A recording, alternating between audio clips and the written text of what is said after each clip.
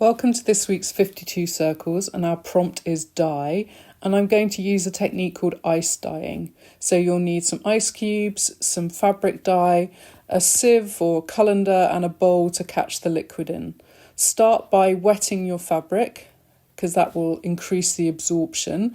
And then I'm going to try two different techniques here. The first one I'm twisting because I know that will give me a more patterned effect with the dye travelling through the fabric. And the second one I'm just going to scrunch loosely in my hand.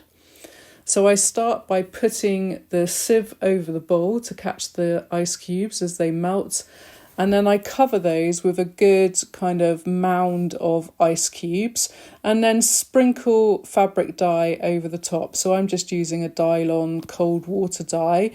I suppose you could use things like Brusho or even kind of drops of acrylic ink.